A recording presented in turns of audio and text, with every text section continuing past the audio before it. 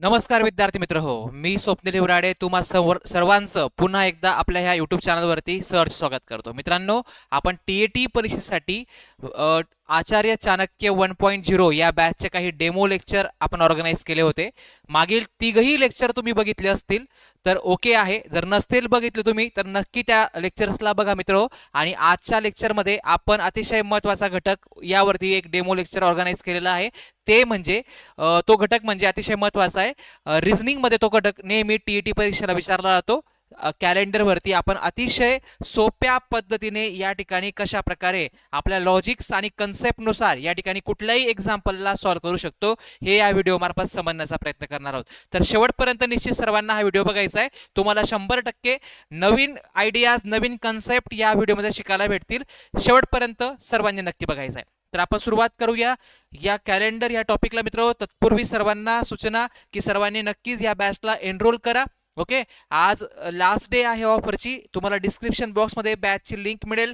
Telegram चॅनलला subscribe करून ठेवा. ओके, तर अतिशय क्वालिटी लेक्चर आपण विथ कन्सेप्ट आणि आपल्या ट्रिक्सनुसार या ठिकाणी सर्व काही सिलेबस पेपर 1 आणि पेपर 2 साठी त्या ठिकाणी कव्हर करणार आहोत या बॅचमध्ये. ओके, तर मित्रांनो, यामध्ये टेस्ट सिरीजही तुम्हाला इन्क्लूड असेल. तर आता आपण सुरुवात करूया अतिशय इम्पॉर्टंट टॉपिक की ज्यावरती हमखास प्रश्न विचारला जातो म्हणजे जातो. ओके, तुम्ही आतापर्यंत सर्व प्रश्नपत्रिका बघा, तुम्हाला कॅलेंडरवरती त्या ठिकाणी प्रश्न दिसेल म्हणजे दिसेल. ठीक आहे, तर आपण कॅलेंडर दिनदर्शिका या घटकाला अतिशय बेसिक पासून समजण्याचा प्रयत्न करूया. बघा, लक्षात घ्या, आपण जे कॅलेंडर अभ्यासतो त्याला आपण इंग्रजी कॅलेंडर म्हणतो. तुम्हाला सर्वांना मराठी कॅलेंडरही माहिती असेल, ज्यामध्ये चैत्र, वैशाख, माघ असे महिने असतात. त्याला आपण पंचांग असेही म्हणतो, बरोबर. पण आपण जे इंग्रजी कॅलेंडर अभ्यासतो मित्र, त्याला आपण ग्रेगोरियन कॅलेंडर असं म्हणतो. त्याला आपण काय म्हणतो? ग्रेगोरियन कॅलेंडर अशा प्रकारे आपण संबोधतो. ठीक आहे, मग आता हे तुम्हाला सर्वांना बेसिकली माहिती पाहिजे. एक तुम्ही आपण टीचर्स होणार आहात तर बेसिक याच्या मागे काय आहे ते पण तुम्हाला आयडिया पाहिजे. कॅलेंडरचे भरपूर इन्व्हेन्शन झाले, भरपूर प्रकार आहेत. इसवी सन पूर्वापासून कॅलेंडर याच्यावरती काम झालेलं आहे. काही सायंटिस्ट, काही गणितज्ञ आहेत, त्यांनी काम केलेलं आहे. त्याच्यापैकी एक गणितज्ञ जो युरोपियन होता तो म्हणजे ग्रेगोरियन. आणि ह्या ग्रेगोरियनने या कॅलेंडरचा हा फॉर्मॅट तयार केलेला आहे. आणि मग त्याच्या नावावरून या कॅलेंडरला ग्रेगोरियन कॅलेंडर म्हटलं जात आहे. ओके, मग आता या कॅलेंडरमध्ये या ग्रेगोरियनने काय केलं आहे की 2 वर्षांमध्ये याची विभागणी केली आहे. मेन म्हणजे सामान्य वर्ष आणि मग त्यानंतर लीप वर्ष. आता मित्रांनो बघा, सामान्य वर्ष म्हणजे काय आणि लीप वर्ष म्हणजे काय, याचा बेसिक फरक काय आहे, यामध्ये काय डिफरन्स आहे, कोणत्या मुद्द्यांवरती यामध्ये आपण डिफरन्शिएट करू शकतो, त्या सर्व गोष्टींवरती या ठिकाणी आपण डिस्कस करण्याचा प्रयत्न करूया. एकदा सर्वांनी प्रॉपरली लिंक, जे कोणी विद्यार्थी मित्र टी परीक्षेसाठी अभ्यास करत असतील त्यांना शेअर करा.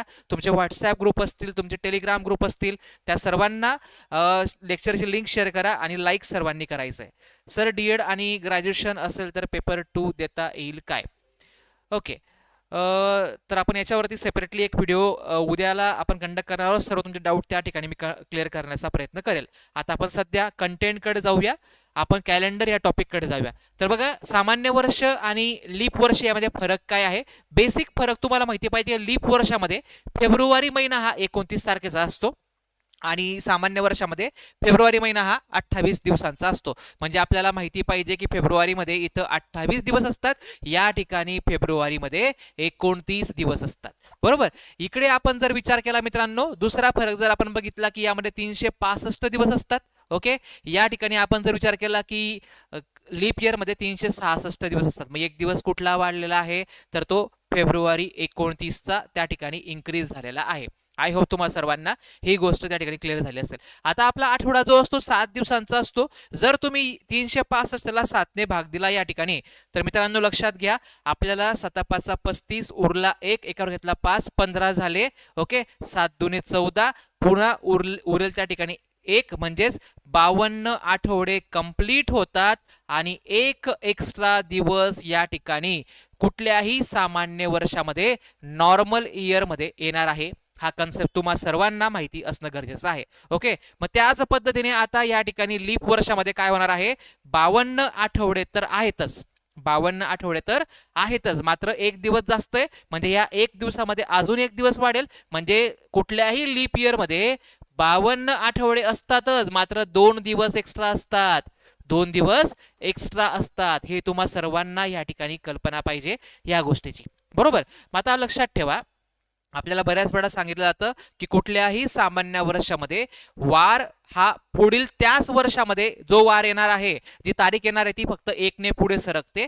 का एकने पुढे सरकते? कारण की इथं हा 1 दिवस एक्स्ट्रा असतो. मग लीप वर्षामध्ये वार कितीने पुढे सरकणार आहे?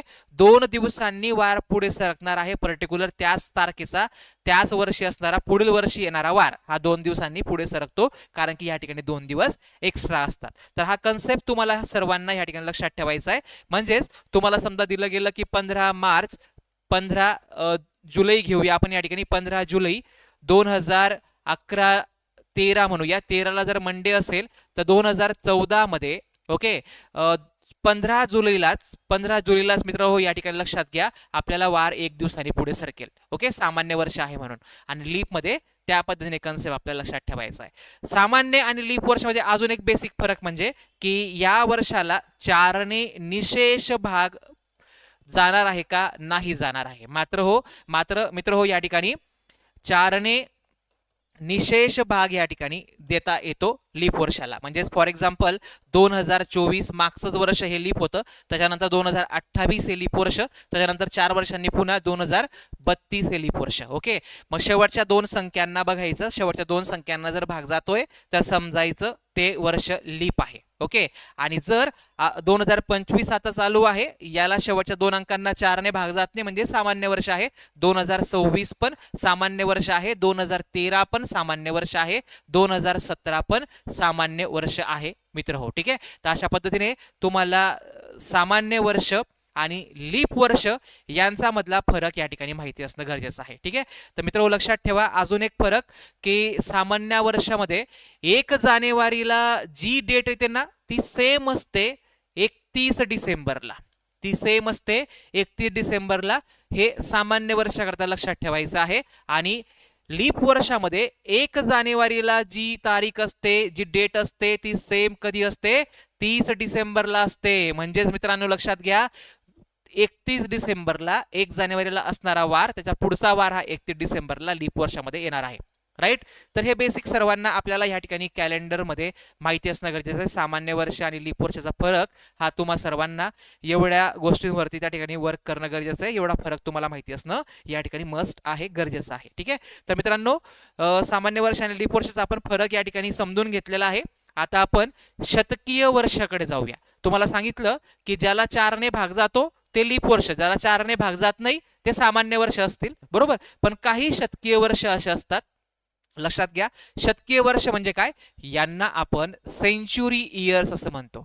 यांना आपण काय म्हणतो? सेंचुरी इयर्स अशा प्रकारे आपण संबोधतो. आणि मग ह्या सेंचुरी इयर्स मध्ये कुठल्या प्रकारचे वर्ष असतात? ज्यांना 2 शून्य लागलेले असतात. 100च्या पटीतील 1100, 1200, त्यानंतर 1300. ओके, हे 1400, 1500. मित्र हो, हे सर्व काय झाली? ही सर्व वर्ष या ठिकाणी शतकीय वर्ष किंवा सेंचुरी इयर्स म्हटले जातील. सेंचुरी इयर्स म्हटले जातील. आय होप तुम्हाला सर्वांना हे समजत असेल स्पष्टपणे.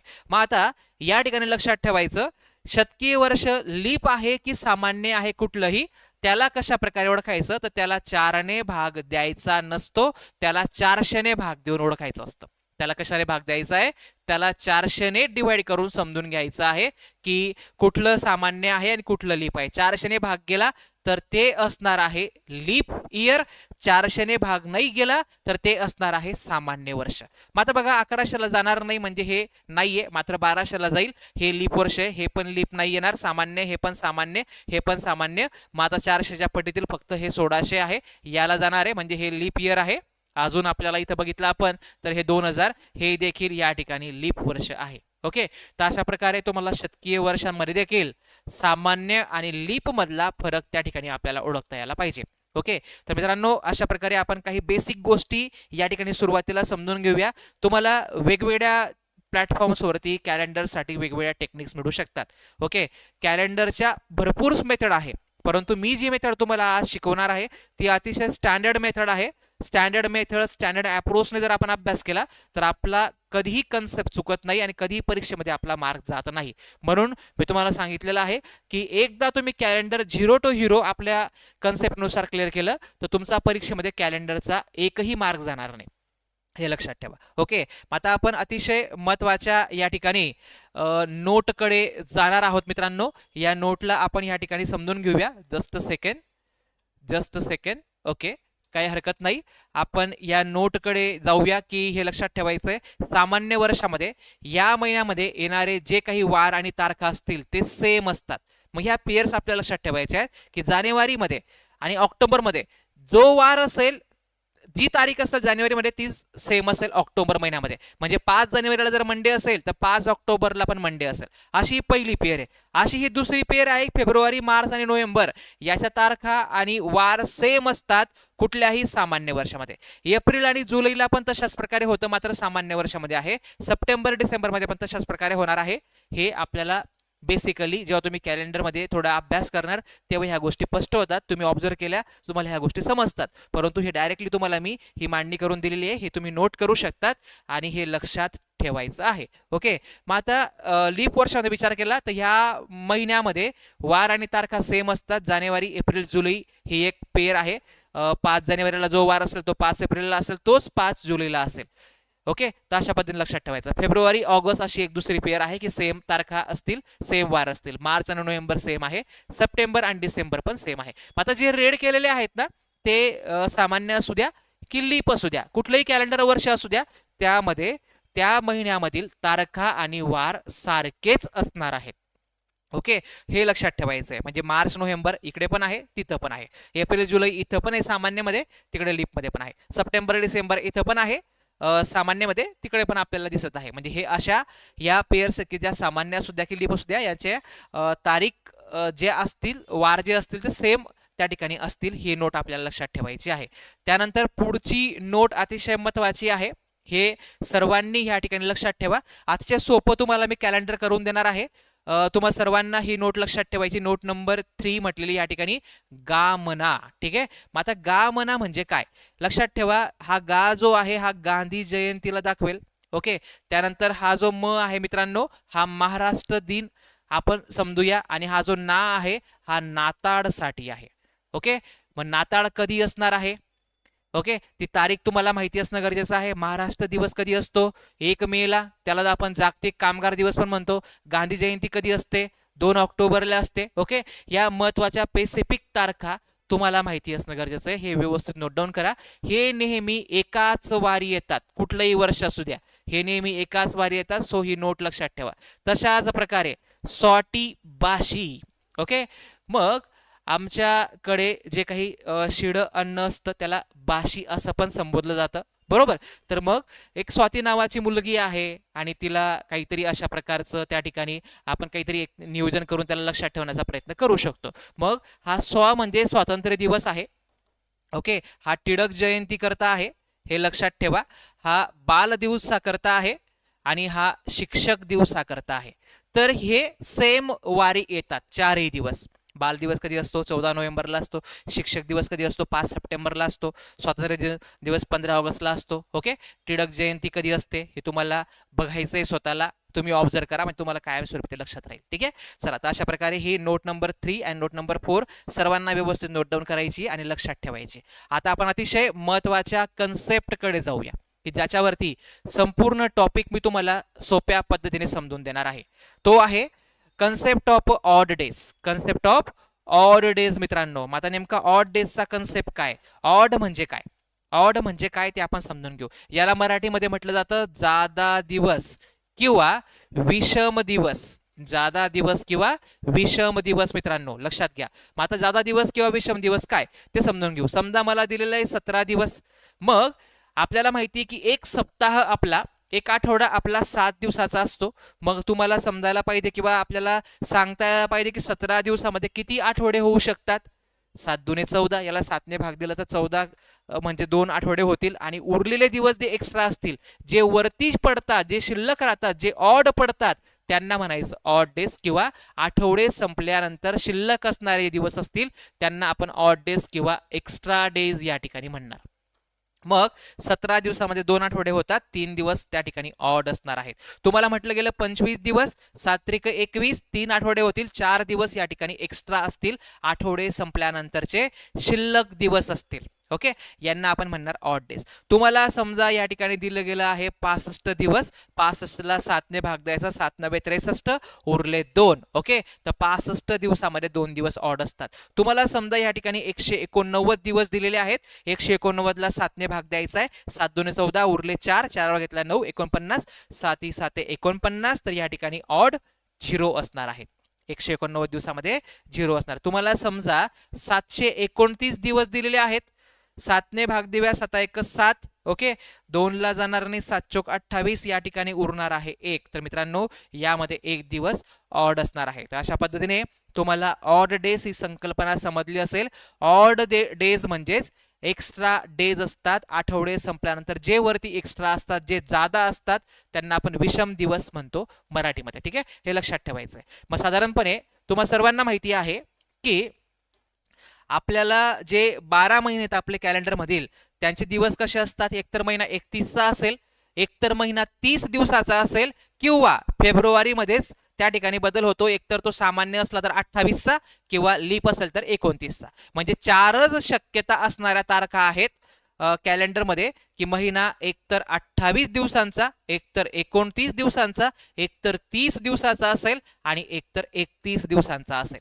आता जनरली तुम्ही शाळेतील विद्यार्थ्यांना शिकवताना किंवा आपण स्वतः स्कूलमध्ये शिकताना आपल्या मास्तरने आपल्याला काय शिकवलं आहे, एक थंब रूल आपल्या सर्वांना सांगितलेला असतो. आपण अशा प्रकारे काउंट करतो, हा वरचा भाग आला म्हणजे 31चा महिना, खाली गेलो म्हणजे तो 30चा महिना असतो, परत वरती गेलो तो 31चा महिना असतो. ओके, तर अशा प्रकारे हा थंब रूल वापरून आपण त्या ठिकाणी ह्या गोष्टी लक्षात ठेवतो की कुठला महिना 31चा आहे, कुठला महिना 30 तारखेचा आहे किंवा 30 दिवसांचा आहे. मग तुम्हा सर्वांना आम्ही हे काम अजून सोपं करून देणार आहे. तुम्हाला आता थंब रूल देखील वापरायची आवश्यकता नसेल. आपल्याला ऑड डेजचा क्रम लक्षात ठेवायचा आहे. आपल्याला काय लक्षात ठेवायचं आहे, ऑड डेजचा क्रम या ठिकाणी लक्षात ठेवायचा आहे. मग मित्रांनो लक्षात घ्या, या ठिकाणी 28ला जर 7ने भाग दिला तर ऑड डेज किती असतील 28 मध्ये, 7 चोक 28, उरले 0. 28 दिवसांच्या महिन्यामध्ये एकही दिवस वरती पडणार नाही, एकही दिवस त्या ठिकाणी ऑड ठरणार नाही, 0 ऑड डेज असतील. 29ला जर आपण 7ने भाग या ठिकाणी देणार आहोत, 7 चोक 28, या ठिकाणी रिमाइंडर असेल, बाकी असेल 1. किती असेल 1. तर 7ने भाग दिल्यानंतर 29 तारखेचा महिना असेल, लीप वर्ष असेल, तर त्यामध्ये 1 दिवस शिल्लक असेल, ऑड असणार आहे त्या महिन्यामध्ये. 30 दिवसांचा जर महिना असला, 7 चोक 28, उरतील किती, रिमाइंडर किती, बाकी किती, 2 असतील.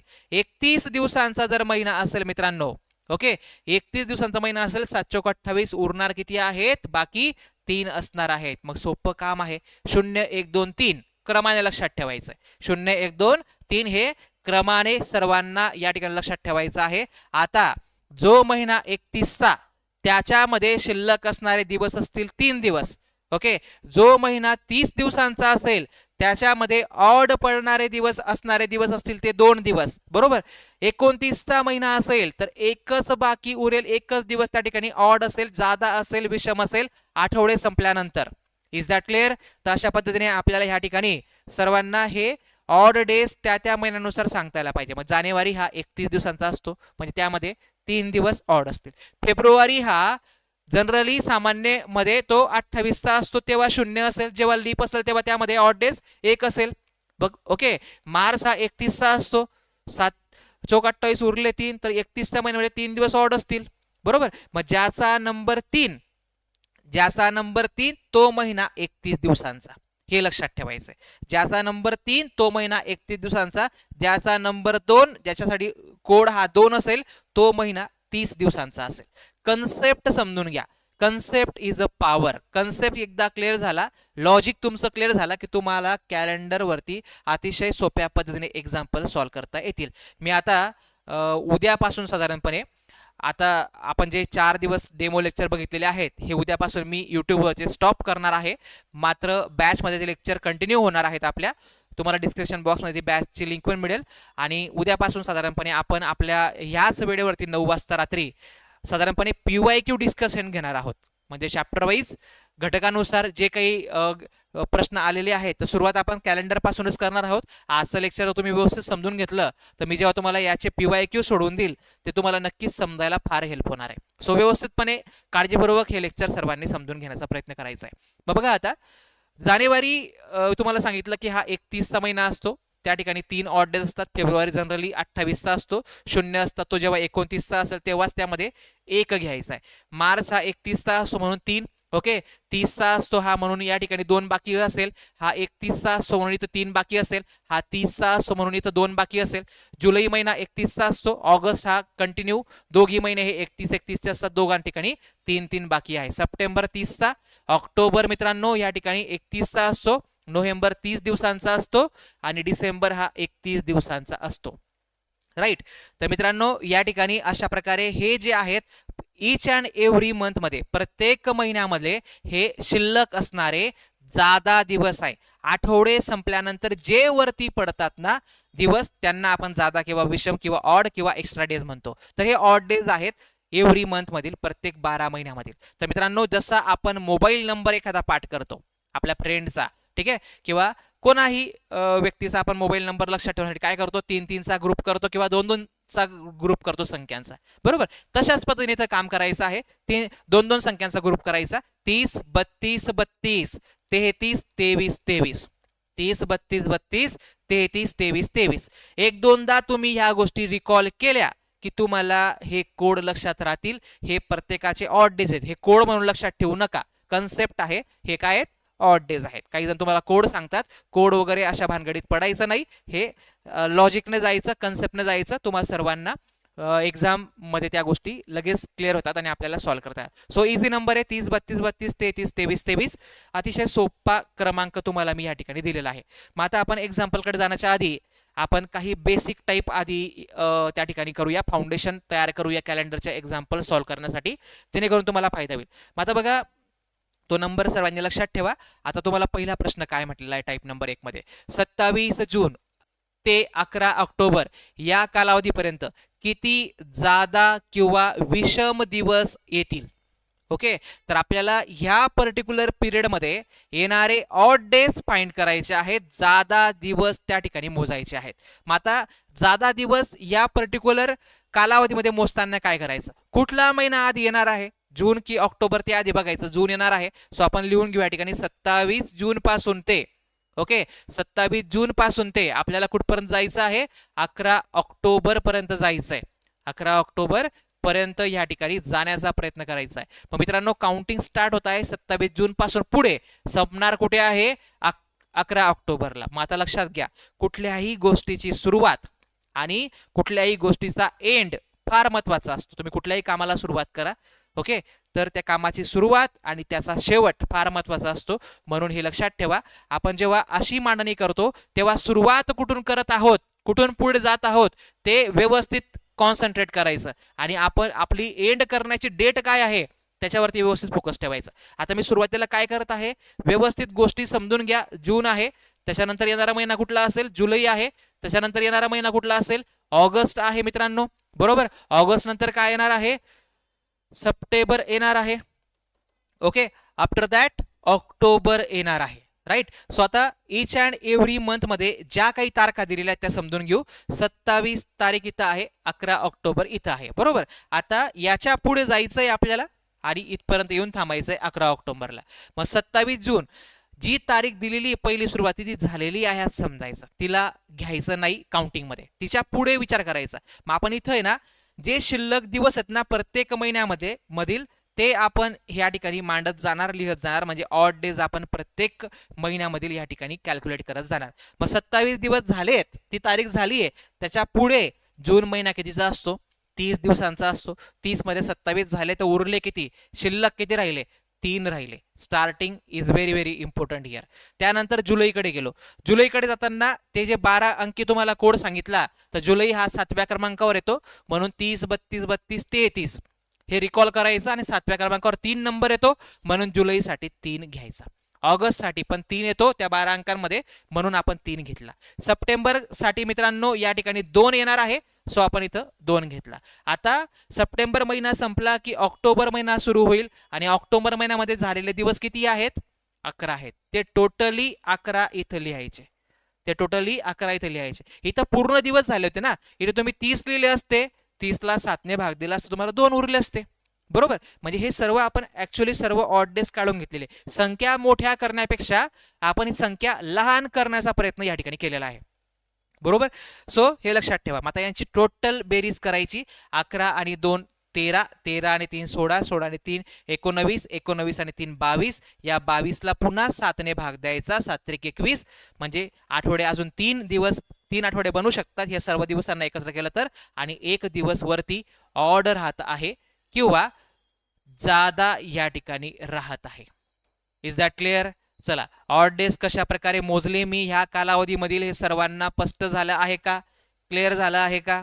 ओके, ही PDF तुम्हाला मी आपल्या टेलिग्राम चॅनलला पण देण्याचा प्रयत्न करेल किंवा ॲपमध्ये मी तुम्हाला देणारच आहे बॅचमध्ये. ठीक आहे, हे लक्षात ठेवा. इथपर्यंत सर्वांना क्लिअर झालं असेल. सुरुवात महत्त्वाची आहे. जूनमध्ये या ठिकाणी 3 का घेतले ते तारीख दिलेली तिला सोडून द्यायचं, पुढे जायचं, 3 दिवस घ्यायचे. 11 ऑक्टोबर पर्यंत का घेतलं? कारण की इथून महिना संपल्यानंतर हा पूर्ण झाला नाहीये. ही तारीख जी आहे ना तेवढे दिवस पूर्ण काउंटिंगमध्ये घ्यावे लागतात, 11 घ्यायचे. ठीक आहे, सुरुवात आणि एंड, शेवट फार महत्वाचं या ठिकाणी असणार आहे. पुढच्या एक्झाम्पलला पण या ठिकाणी समजून घेऊ. बेसिक क्लिअर झाला म्हणजे तुम्हाला बऱ्याच गोष्टी क्लिअर होतील. मग बघा मित्रांनो, ह्या ठिकाणी 7 मार्च पासून आपल्याला जायचं आहे. 7 मार्च पासून आपल्याला जायचं आहे तर 15 ऑगस्ट पर्यंत, त्या कालावधीपर्यंत जादा किंवा विषम दिवस आपल्याला मोजायचे. मार्च नंतर येणारा महिना एप्रिल आहे. एप्रिल नंतर मे येणार आहे. मे नंतर मित्रांनो या ठिकाणी जून महिना आहे. जून नंतर जुलै आणि आफ्टर दॅट ऑगस्ट येणार आहे. बरोबर, आता आपल्याला ह्या ठिकाणी काय करायचं आहे? 7 तारीख घेता येईल का? नाही. 7 मार्च घ्यायचा नाही. 7च्या पुढे किती राहिले तो विचार करायचा. 31चा महिना आहे. 31 मधून 7 दिवस जर आपण वजा केले तर आपल्याला किती राहतील? 24 दिवस त्या ठिकाणी राहतील. ठीक आहे, इथं आपण शिल्लक दिवस घेतो प्रत्येक महिन्यामध्ये. ओके, ऑड दिवस घेतो प्रत्येक and each and every month मध्ये, हे लक्षात ठेवा. ठीक आहे, तर आता एप्रिल महिना पूर्ण संपेल तर एप्रिलमध्ये 2 दिवस ऑड असतात. हे 2 कुठून आणले?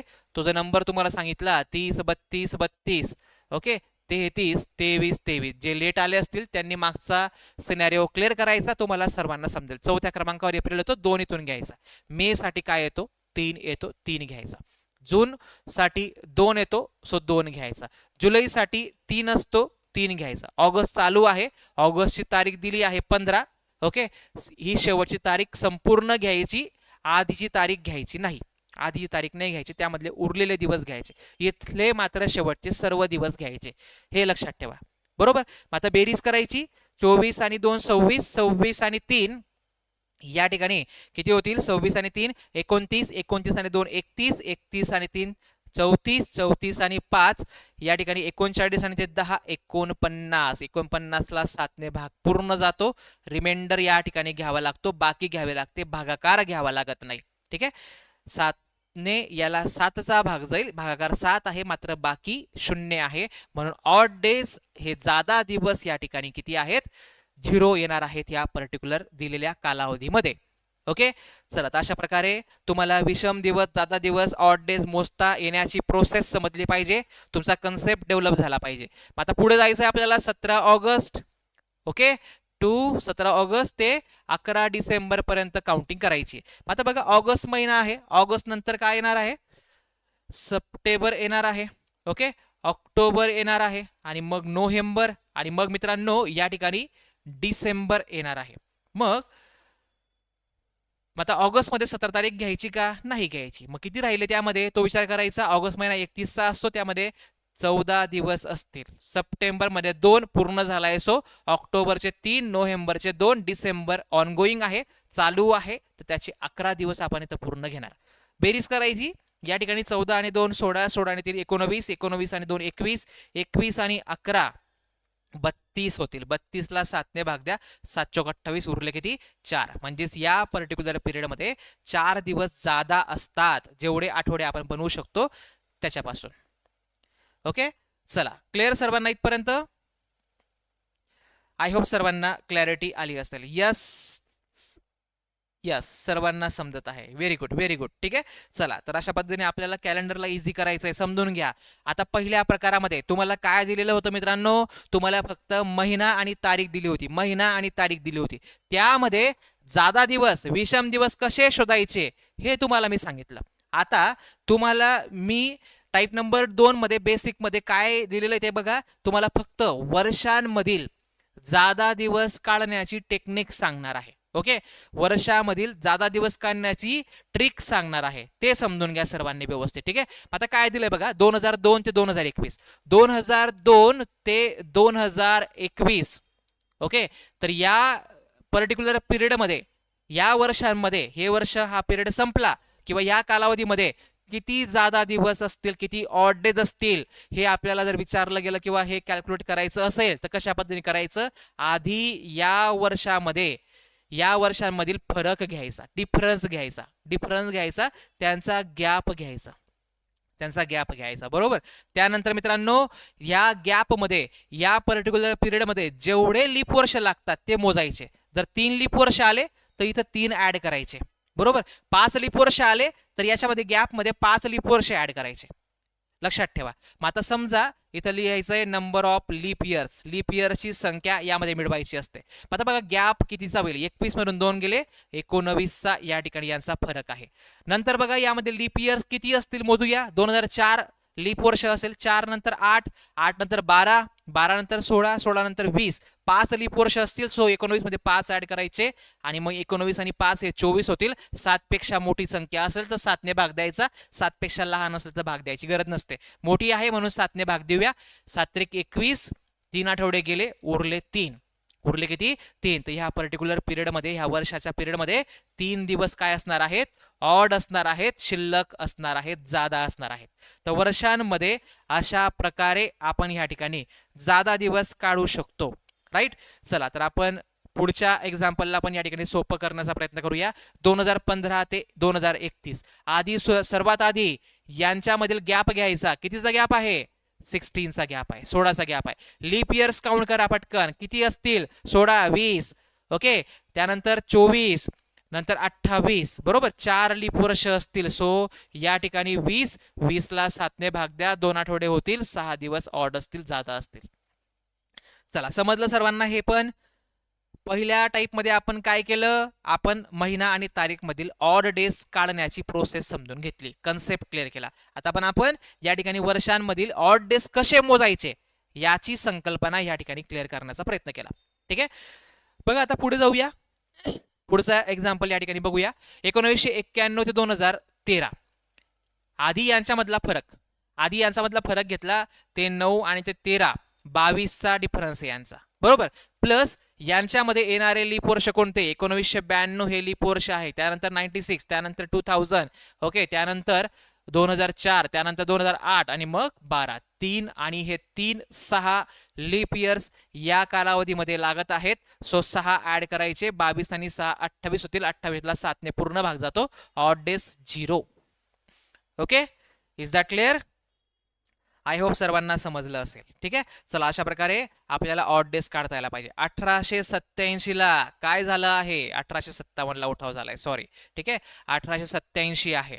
तर याच्यामध्ये आपल्याला या ठिकाणी 1913 पर्यंत मोजणी करायची ऑड डेजची. तर हे 13 आणि पुढचे 13, तर 26चा गॅप येईल.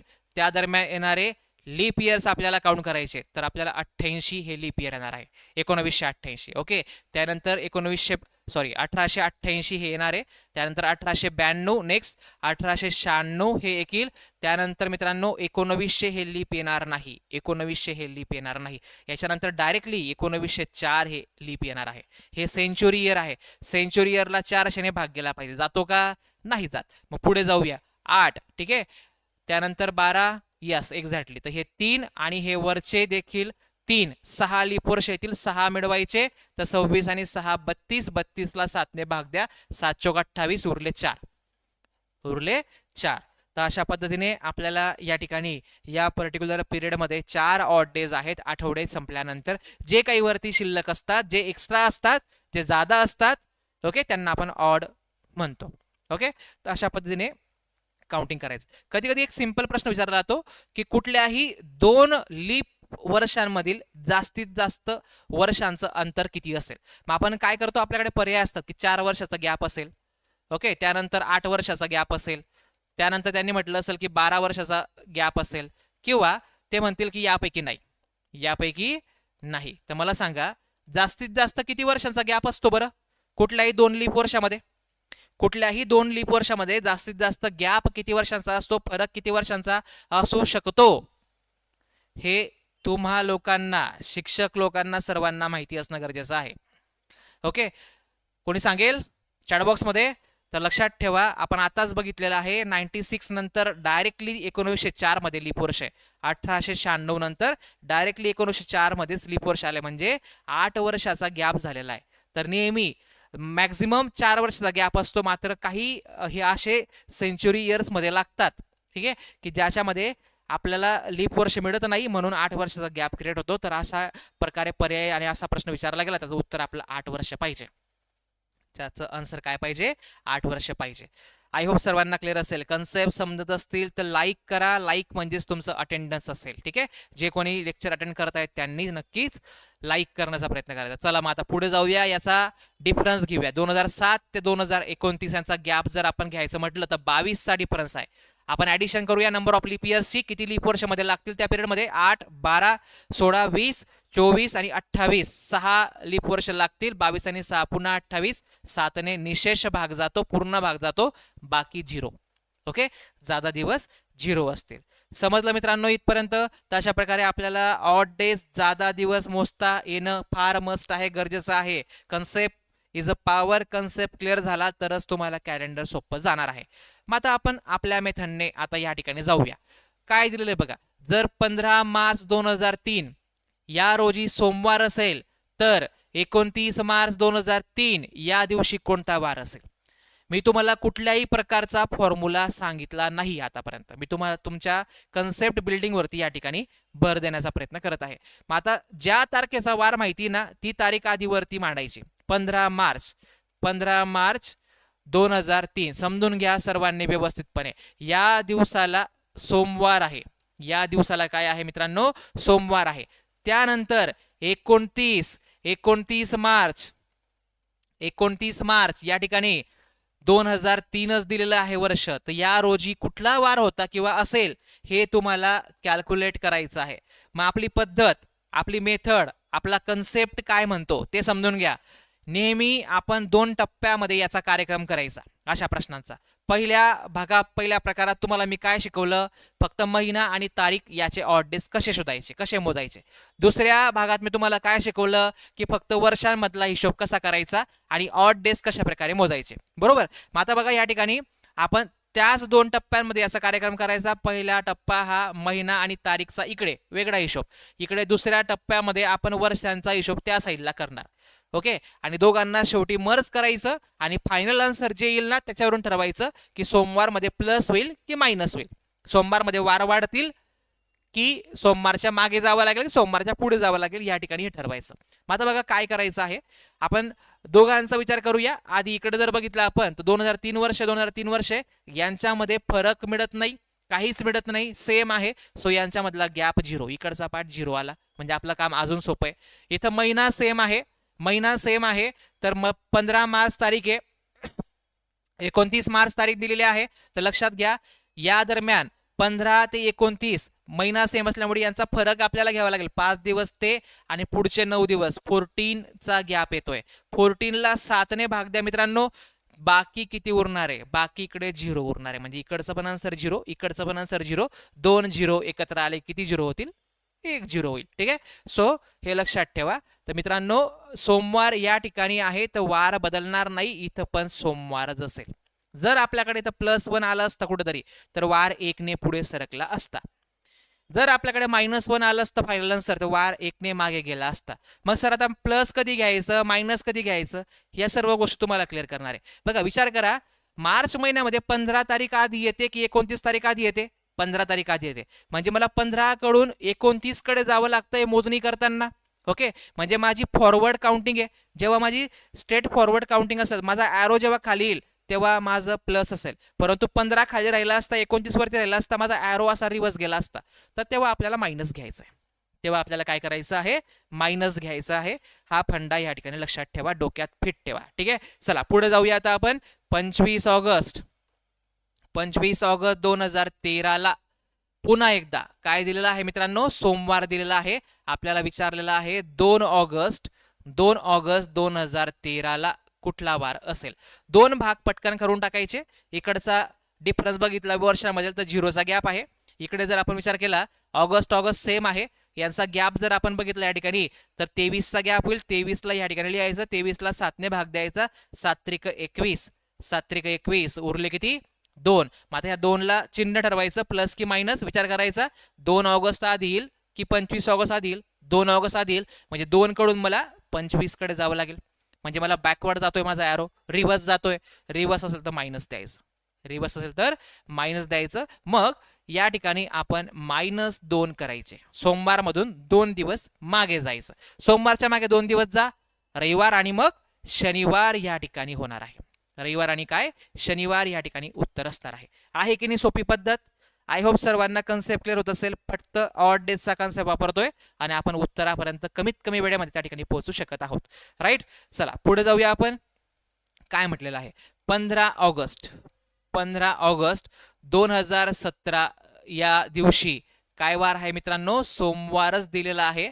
तर आपल्याला या ठिकाणी 1 ऑगस्ट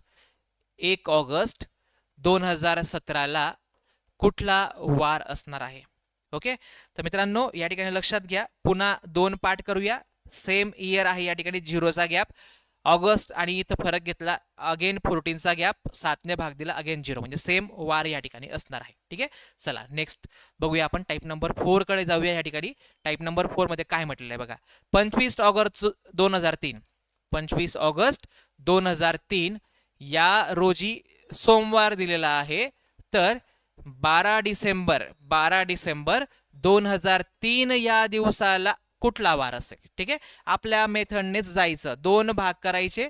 इथला फरक झिरोचा आहे, इथला फरक झिरोचा आहे मित्रांनो. ठीक आहे, तर आता इथं विचार करायचा, आधी महिना ऑगस्ट येईल, जो महिना आधी येईल त्याला आधी लिहायचं. ऑगस्ट नंतर सप्टेंबर, ओके, त्यानंतर ऑक्टोबर, त्यानंतर मित्रांनो नोव्हेंबर आणि मग त्यानंतर डिसेंबर. मग डिसेंबरची 12 डेट दिली आहे, ऑगस्टची 25 दिली आहे. आधीची तारीख घ्यायची नाही, पुढे किती उरले ते बघायचे. ऑगस्ट असतो 31चा, उरले 6, इथं 6 लिहायचे. सप्टेंबर असतो 30चा, उरले 2. ऑक्टोबर असतो 31चा, उरले 3. नोव्हेंबर असतो 30 दिवसांचा, उरले 2. 12 इथं पूर्ण घ्यावे लागतील कारण की हा महिना पूर्ण झालेला नाहीये. ओके, तर आता आपण हिशोब केला. 6 आणि 2 8, 8 आणि 3 11, 11 आणि हे 2 13, 13 आणि 12 या ठिकाणी 25 होतील. 25ला 7ने भाग द्या, 7 त्रिक 21 उरले 4. ओके, मग 4ला चिन्ह ठरवायचं. ऑगस्ट आधी की डिसेंबर आधी, ऑगस्ट कडून डिसेंबर कडे स्ट्रेट फॉरवर्ड जातोय, सो +4. सो मित्रांनो +4, सोमवार मध्ये 4 दिवस पुढे जायचं. सोमवारमध्ये 4 दिवस पुढे जायचं. मंगळवार, बुधवार, गुरुवार आणि शुक्रवार. तर याचा आन्सर काय असणार आहे, शुक्रवार असणार आहे, फ्रायडे असणार आहे. चला क्लॅरिटी आली सर्वांना इथपर्यंत? आय होप सर्वांना समजलं असेल. चला पुढे जाऊया पुढच्या क्वेश्चन कडे. पुढचा क्वेश्चन काय म्हणत आहे, 25 ऑगस्ट 2013ला मंडे. ओके, तर 20 मे 2013ला कुठला वार असेल. मित्रांनो लक्षात घ्या, या ठिकाणी परत 2 भाग, इकडचा गॅप 0, इकडे बघायचंय. मे पासून सुरुवात करायची, जो महिना आधी येईल ना त्याच्यापासून मांडणीला सुरुवात करायची नेहमी. मे, त्यानंतर जून, त्यानंतर जुलै, ओके, त्यानंतर ऑगस्ट. मित्रांनो लक्षात घ्या, 20 मे घ्यायचा नाही, ती झालेली तारीख आहे. मात्र 25 ऑगस्ट इथं घ्यावं लागेल. लक्षात घ्या, 20 गेले तर इथं पुढे 11 राहिले 31 पैकी. जून मध्ये 2, जुलै मध्ये 3 असतात ऑड, ऑगस्ट रनिंग आहे, 25 लिहा. ओके, बेरीज करा किंवा 7 पेक्षा मोठी संख्या इथंच लहान, इथंच भाग दिला तरी पण काही फरक नाही, पण आपण इथं बेरीज करून बघू. 11 आणि 2 13, 13 आणि 3 16, 16 आणि हे 5 21 आणि 20 41, तर यांची बेरीज 41 / 7, 7 5 35 उरले 6. ॲरो ठरवायचा मे कडून ऑगस्ट कडे, रिव्हर्स ऑर्डर आहे, सो -6. ओके, तर -6 आपण या ठिकाणी 6 दिवस पुढे जर आपण गेलो तर या ठिकाणी मित्रांनो मंगळवार येणार आहे. 6 दिवस तुम्ही मागे घेऊन जाऊ शकता. ठीक आहे, तर अशा पद्धतीने आपल्याला या ठिकाणी या प्रश्नाचं उत्तरही काढता येणार आहे. आय होप तुम्हाला सर्वांना कॅलेंडरची स्पष्टता येत असेल. मग आता बघा दिलेलं आहे आपल्याला 13 जून ओके 2017 या दिवशी सोमवार आहे बरोबर. त्यानंतर 15 ऑक्टोबर 2017ला कुठला वार असेल. लक्षात घ्या आपण पुन्हा एकदा 2 पार्ट करायचे आपल्या मेथडने.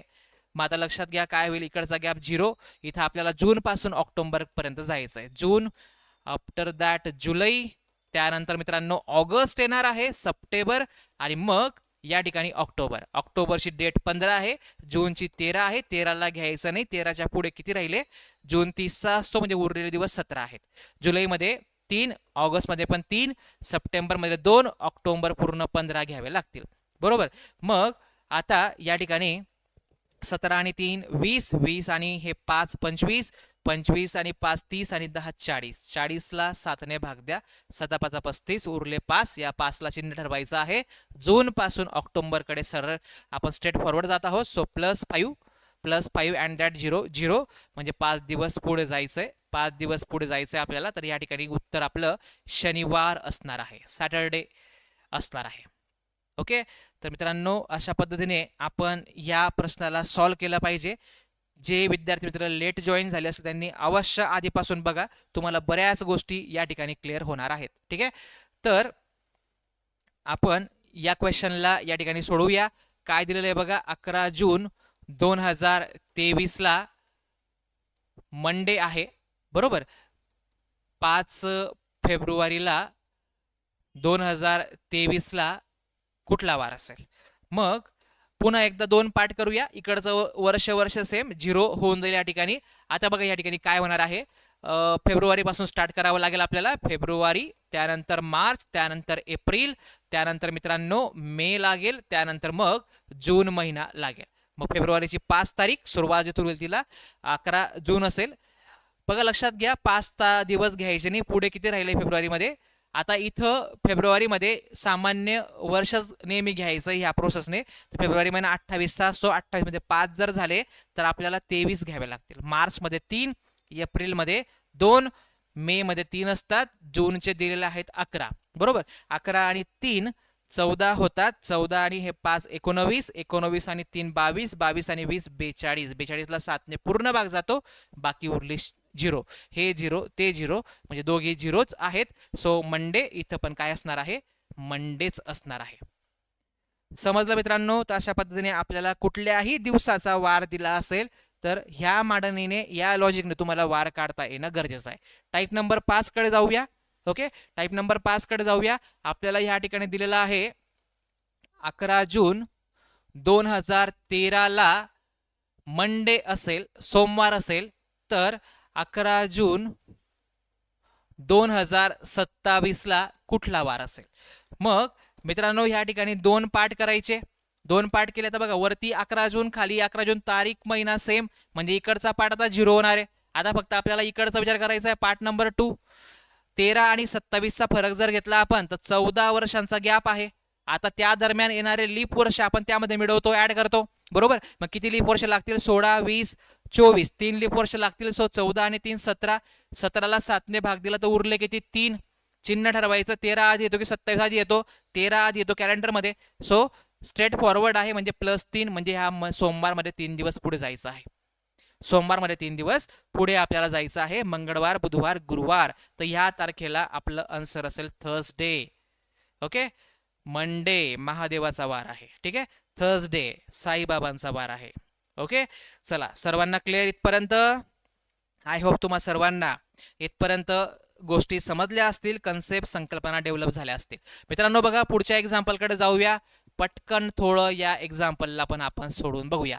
27 एप्रिल 1993 याला मंडे आहे तर 27 एप्रिल ओके 2017 याला कुठला वार असेल.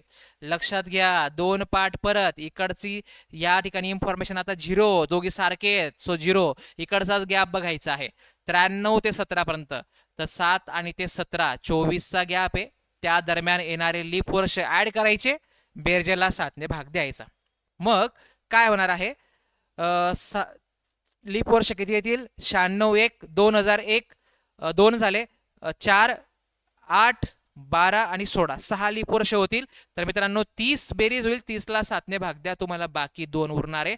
2ला चिन्ह ठरवायचं प्लस और मायनस, तर आपल्याला स्ट्रेट फॉरवर्ड जायचंय. सो +2, मंडेमध्ये 2 दिवस पुढे जायचं, मंगळवार आणि बुधवार याचं उत्तर असणार आहे. बुधवार याचं उत्तर असणार आहे. क्लिअर सर्वांना? ओके. तर अशा पद्धतीने ही उदाहरणं आपण या ठिकाणी सॉल्व करू शकतो. तुम्हाला मी अशाच प्रकारचा एक होमवर्क देऊन जात आहे. सर्वांनी आन्सर याचं कमेंट बॉक्समध्ये सांगण्याचा प्रयत्न करायचा आहे after the end of the session. 27 August 2021ला जर गुरुवार असेल, थर्सडे असेल, ओके, तर या ठिकाणी 27 ऑगस्टच घेऊ आपण सध्या.